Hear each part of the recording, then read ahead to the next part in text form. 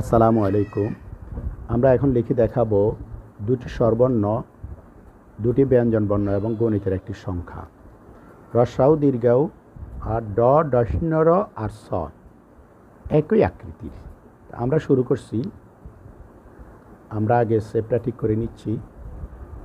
কিভাবে শুরু করছি একটু দেখে নিতে হবে যে একটু নেমে ডানে বেঁকে গেলাম, এরপর রাউন্ড করে ঠিক মাত্রার কাছাকাছি পর্যন্ত এসে গেলাম, তবে মাত্রা ছোঁয়া যাবে না। এবার রস্বাউ লিখতেছি।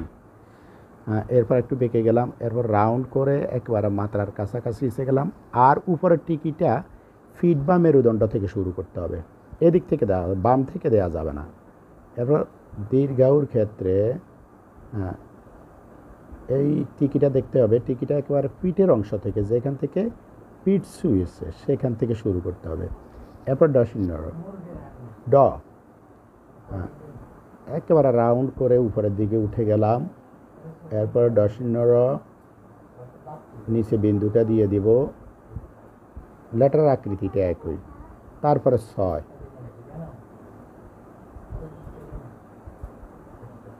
আমরা একই নিয়মে এখানে আমরা 6টা লেটার 5টা লেটার শিখে গেলাম। আমি আবার দেখাচ্ছি, লেটারগুলো লিখে আবার দেখাচ্ছি। রস্বাউ, এখানে এই দুইটা লেটারের মধ্যে টিকিয়ে সবচেয়ে সুন্দর। তো টিকিটা দিতে হবে, আমি আবারও বলছি, মেরুদণ্ডের অংশ থেকে, যেখানে লেটারের শেষ অংশটা, ডানের অংশটা যেদিকে শেষ হয়েছে সেখান থেকে।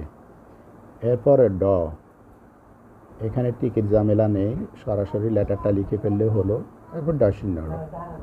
তো ভিডিওটা যদি আপনাদের ভালো লেগে থাকে তাহলে লাইক দেবেন। সবাইকে ধন্যবাদ ভিডিওটি দেখার জন্য। এরপর আমরা লিখতেছি স। আসসালামু আলাইকুম ওয়া রাহমাতুল্লাহ।